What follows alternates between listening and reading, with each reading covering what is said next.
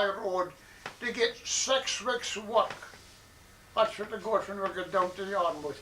But there's always a guarantee, as long as they're away from home, they got the 16 shillings for the dough.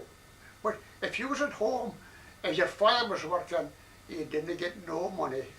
That was a hard old times that. But then, for 6 weeks work down in Yarmouth, you could do quite a lot, like, because you could buy a suit for £2.50 shillings, £2.10 shillings.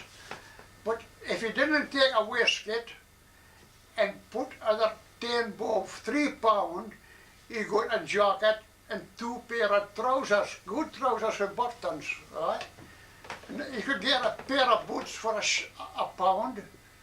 And they used to go down and clothe themselves in that 6 weeks that they were down here, like, working to all different jobs, like.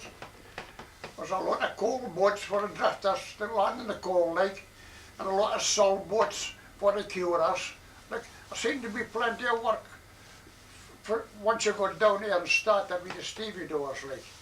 And they made as much money as they could clothe themselves for the whole winter. At the Thames, aye.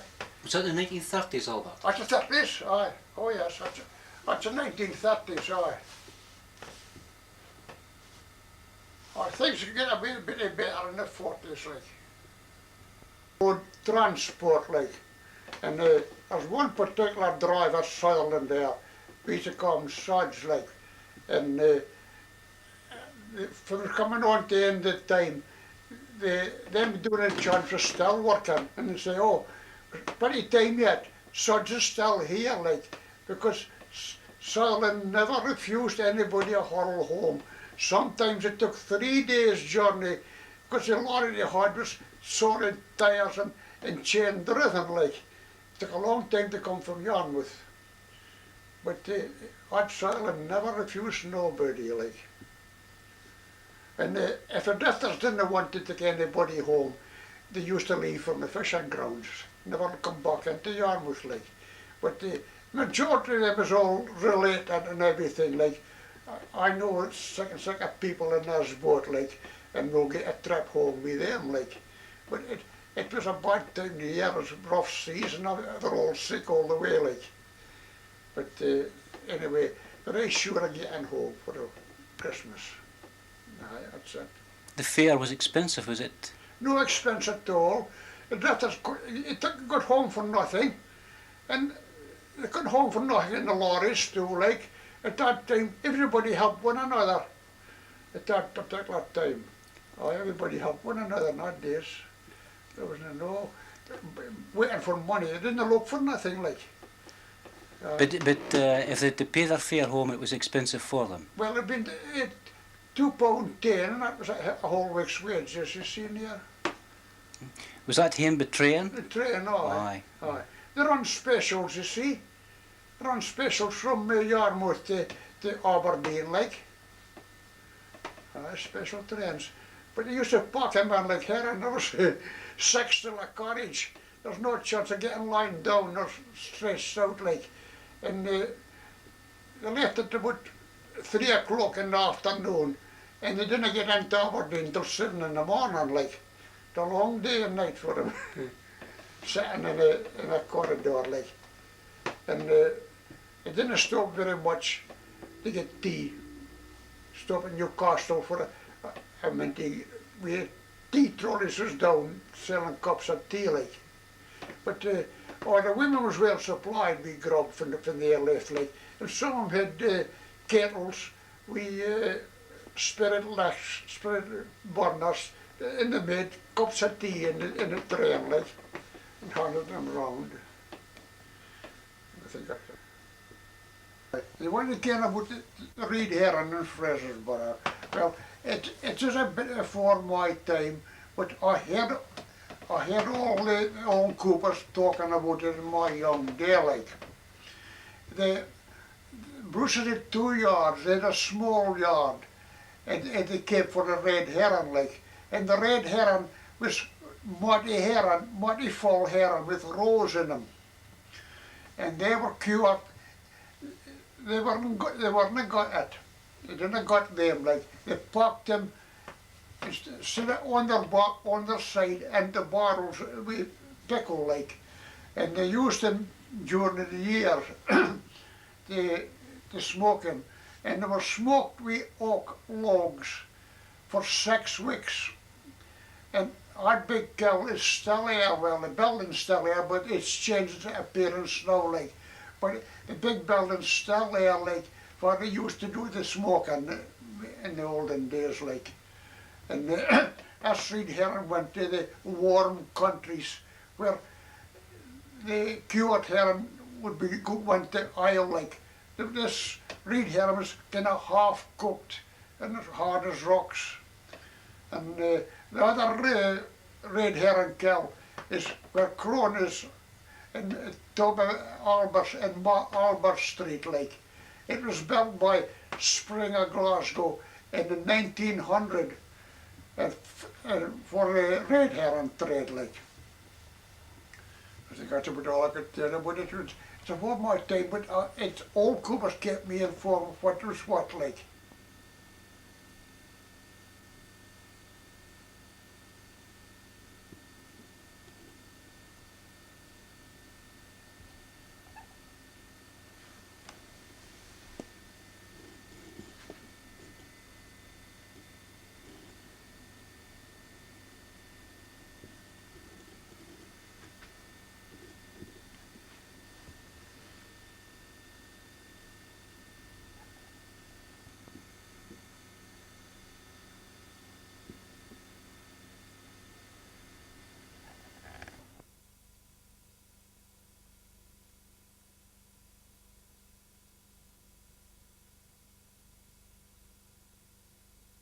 Dragon.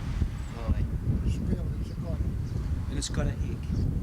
It's got a hake. It's got a haircut, aye. It's a truss and hammer, like. We used to make the bottles be like. Was that for binding the hoops? That's for knocking down the hoops with a bit of wood, like. This way. Yeah? Aye. The hoops, yeah? You'd a piece of wood like this, like. And you push the hoops down, like.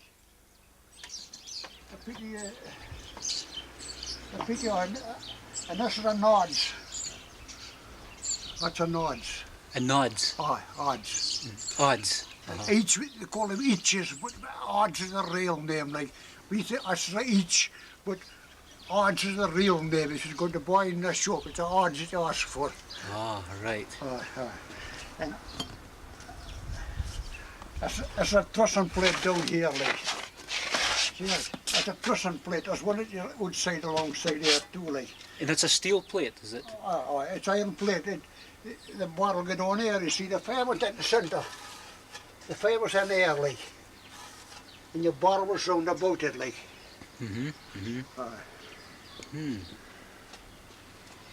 That's a study. A study, aye. Is it a cart wheel that's in it, is it? Or just a block of wood? The block of wood, but it's generally cart wheels, old-fashioned cart wheels, like. Of another one, Lonnie Crawford has it, like, and it's a cart hob. Aye. I'll give it to Crawford, like. I had twice the other them, like. And the film that I finished with, I think I could take, like. I could I wanted, like. So have you anything else to do with fishing there? Like tools and that? Right, see, it's a pity. It's a pity.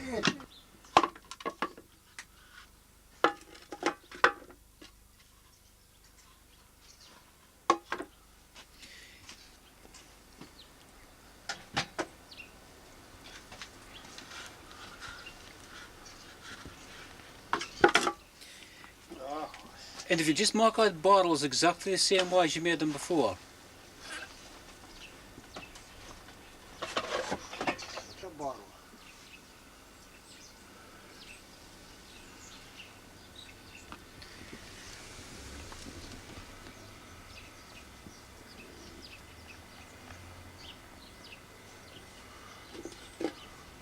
Look, what will be a bottle, look, see that?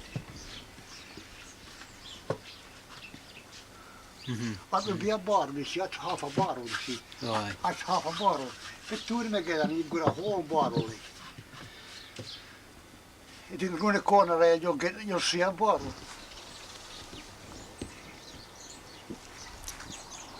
So it's a firkin, you That's a got firkin. it? Aye. That's a quarter a barrel. Aye.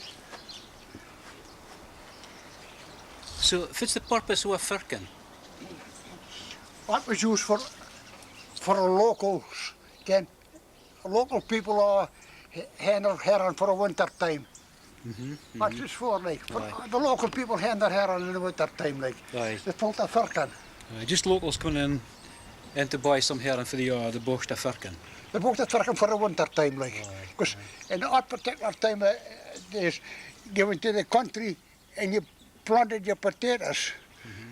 And you paid so much for the drill, and you planted your own potatoes, and you went and took them up for a winter time. You got a firkin of herring, you had your own potatoes, you had half a bowl of oatmeal, you had white spaldings for the winter time. You had to make ready for the winter because there was no social security then. No. Everybody had to make ready. How many herring did that firkin hold? About 8 dozen, I would say. 8 dozen herring. So this is a hake. Can you tell us the purpose of a hake? Well, the purpose of a hake was you got a smokkel whitings out of the herring in the herring yards, and you pickled them and you hung them up to dry in a hake, like. You hung them up in a hake to dry.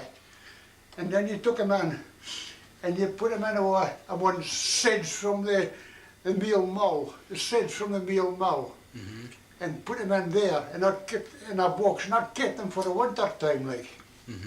And that was simple. And as I was saying, outside there, you got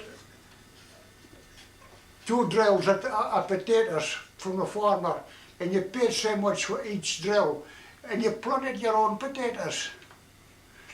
And then when the time came, you had to take them up and take them home, like. That was for your winter. And then you just firkin of herring, like. That was for the winter too. And sometimes you got thick cod, and you dried them and you'd hard fish, you'd herring and your potatoes, and you went out to the mill and you got a bowl of oatmeal, and that was all put on for the winter time. There was no social security or nothing at that time.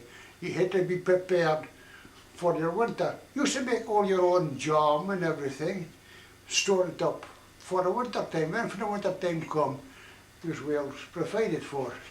There was no rickets nor nothing in this part of the country because everybody was self-supporting.